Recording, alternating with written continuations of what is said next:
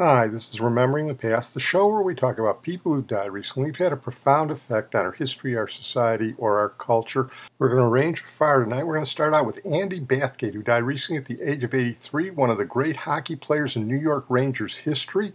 He was the most valuable player in the NHL in 1959. He was involved in a huge trade where he was traded to the Maple Leafs and played on their 1964 Stanley Cup champions. He had a wicked slap shot, was a wonderful passer, and he was elected to the Hockey Hall of Fame. Here's a brief report on Andy Bathgate. While the Hall of Fame celebrates the exploits of hockey's great goal scorers, there's also a place reserved for players who took pride in their passing. One of the best playmakers the game has ever seen was Andy Bathgate. Tuck made the save, and rebound back. Andy Bathgate, he's getting set. He shoots. Oh, he scores! He got the short side. An excellent shooter and strong skater, it was his intuitive passing that set Bathgate apart. Swinging along, running and goal. He gets the goal. In 10 years with the New York Rangers, the right winger was consistently among the league leaders in assists. In the 1958-59 season, Andy tallied 88 points and captured the Hart Trophy as league MVP. And the Maple Leafs take the lead. In 1964, Bathgate was part of a blockbuster trade that saw the Leafs send 5 players to the Rangers in exchange for Andy's slick playmaking ability.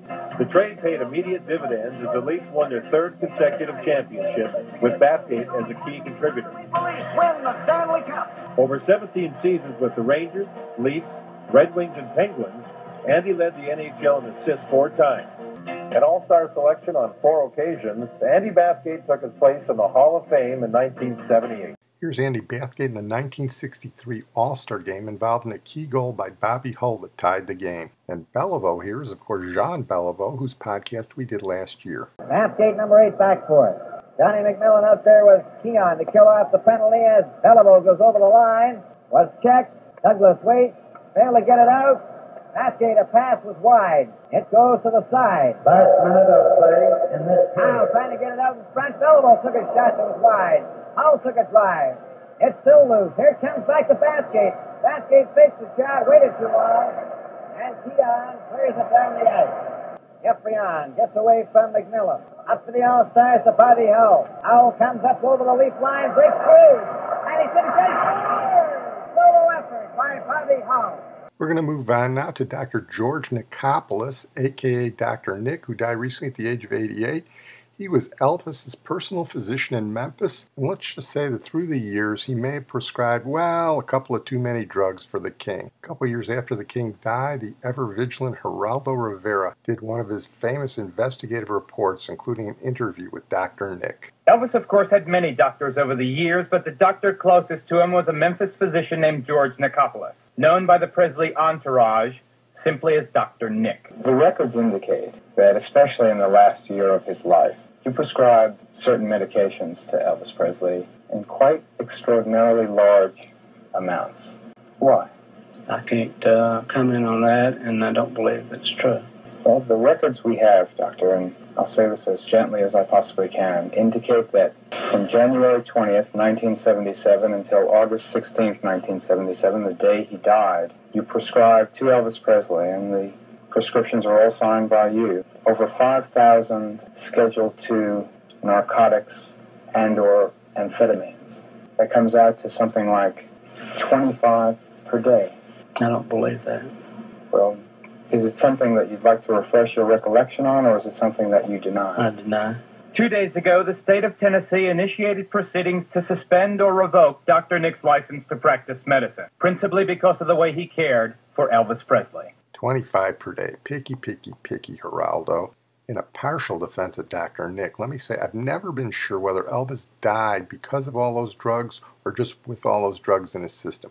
When you see what Elvis was eating and you see how fat he got, it's possible he just died of a heart attack with all that stuff in his system. Of course, it could have been because of those drugs. We'll never know. And of course, remember one thing. The king did die on the throne. As for Dr. Nick, he ultimately lost his medical license and he became sort of an abject figure. He tried to write a book to capitalize on his time with Elvis. But hey, if nothing else, he's immortalized in The Simpsons because, of course, he is the model for... Hi, everybody. Hi, Dr. Nick. We're going to move on now to Charlie Tuna, who died recently at the age of 71, and he was one of the great boss jocks of the rock era. Came out of Kearney, Nebraska, and he became one of the great major market disc jockeys in Los Angeles. Here's LA screenwriter and former boss jock himself, Ken Levine, writing about Charlie Tuna on his blog. Charlie Tuna first came to town in 1967 working at legendary rocker KHJ, and stayed in Southern California for his entire career. He also did syndicated programs nationally and was the announcer of numerous game shows as well as the Mike Douglas Show. In his spare time, he recorded shows for the Armed Forces Radio Network, so his voice was heard worldwide, and he slept maybe 2 hours a week. He has a star on the Hollywood Walk of Fame. Charlie was the most prepared disc jockey I've ever known. If I'm being honest, I wouldn't say he was funny per se, but he was clever, and his show was loaded with one-liners delivered with expert timing and super polish. He could talk right up to the vocals with the best of them. This, believe it or not, is a real skill set. Listeners loved him and radio people revered him. He was the disc jockey's disc jockey. His shows were always so flawless you couldn't believe they were done live, and they always contained content. He never just sloughed off on the weekends and let his voice carry him. He gave it his best every single show, and that continued throughout his career.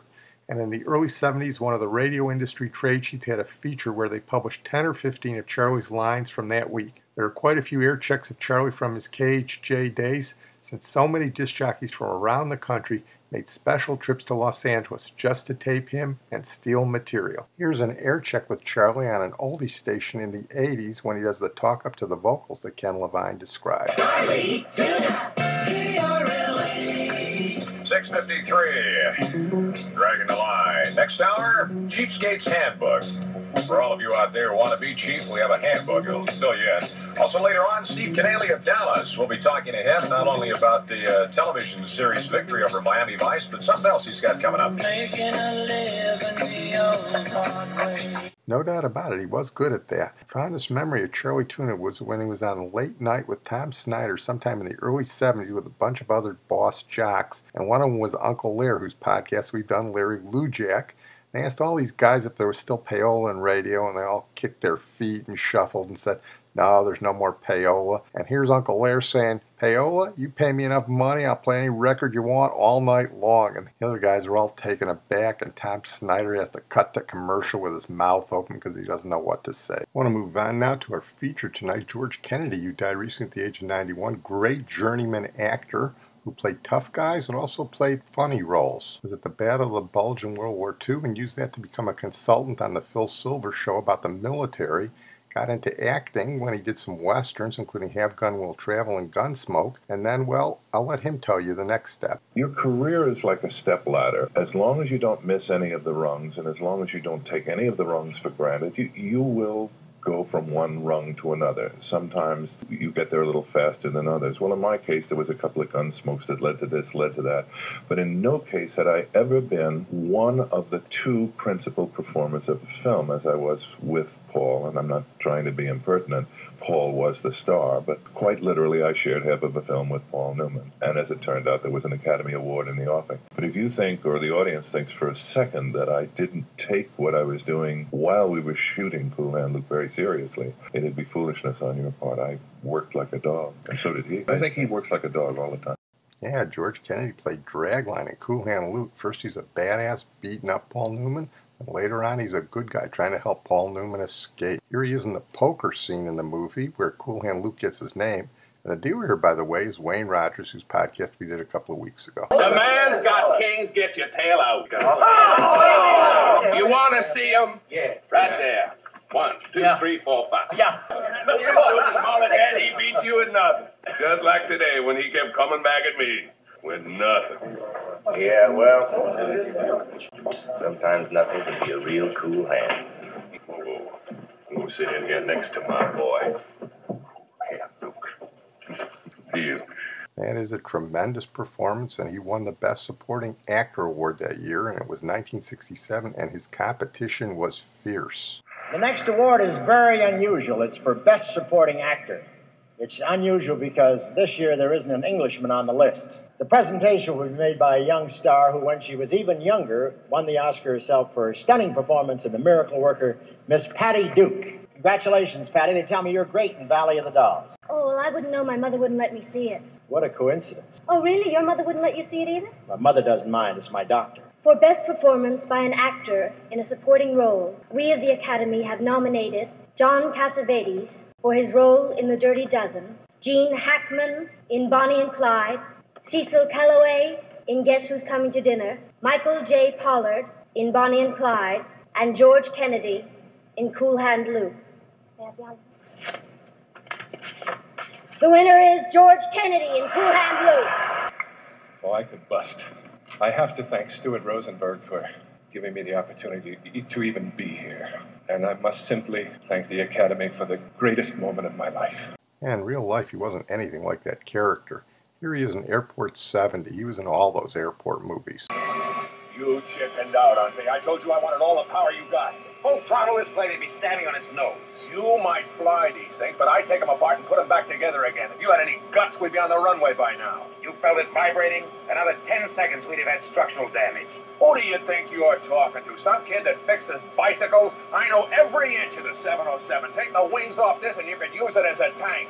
This plane is built to withstand anything, except a bad pilot. In the 70s, those movies were his meal ticket. But then he got into Naked Gun 2.5, doing comedy, where he's with Leslie Nielsen, whose podcast we've done, and the indefatigable comedian O.J. Simpson. Hector Savage from Detroit. Hey, I remember this pug. Ex-boxer. His real name was Joey Chicago. Oh, yeah. He fought under the name of Kid Minneapolis. Hey, I saw Kid Minneapolis fight once in Cincinnati. No, you're thinking of Kid New York. He fought out of Philly. He was killed in the ring in Houston by Tex Colorado. You know, the Arizona assassin? Yeah, from Dakota. I don't remember if it was north or south. North. South Dakota was his brother from West Virginia.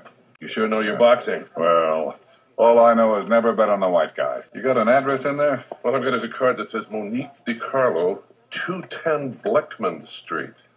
That's the red light district. Wonder why Savage is hanging out down there. Sex, Frank? No, not right now, Ed. We got work to do. Here's a comic turn George Kennedy did on the Dean Martin show, playing a new age crime boss recruiting a new member, Dean Martin. What are you staring at? I haven't seen an outfit like that outside of Let's Make a Deal. Yeah, nifty, ain't it? It's a copy from an original George Raft. You know, we in the syndicate believe in maintaining a low profile. Aren't you a bit conspicuous? No, I'm not Spanish. I'm Italian. How are your credentials? Not bad for a guy my age. Listen, I got an itchy trigger finger. When do I start? Not so fast. We've got to run you through the computer first and see if it likes you. Now, your name, no aliases, please. Just your current assumed identity. Dino Pretty Boy Martini. Pretty Boy? Mama wanted a girl. She didn't miss by too much. In 1975 and 76, he was on TV in a police crime series called The Blue Knight, based on a Joseph Wambaugh novel. Here's the theme.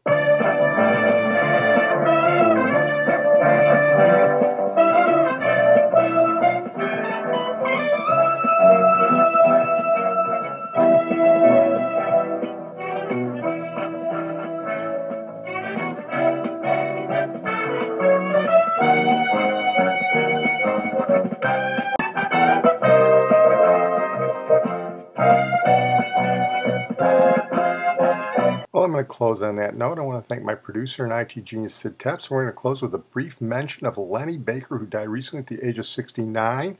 He was the saxophone player and sometimes vocalist for Sha Na Na, the 1950s revival group that made their name in 1969 when they played at Woodstock right before Jimi Hendrix, and then went on to an extremely successful career in the 1970s. Lenny Baker wasn't an original member of the group. He was from Massachusetts. The rest of the guys were from New York, but they heard him play the saxophone and said, hey, we got to get this guy. And as a tribute to Lenny Baker, we're going to close tonight with Bowser introducing him at one of their shows, and he's doing his sax riff on the incomparable Mancini theme from Peter Gunn.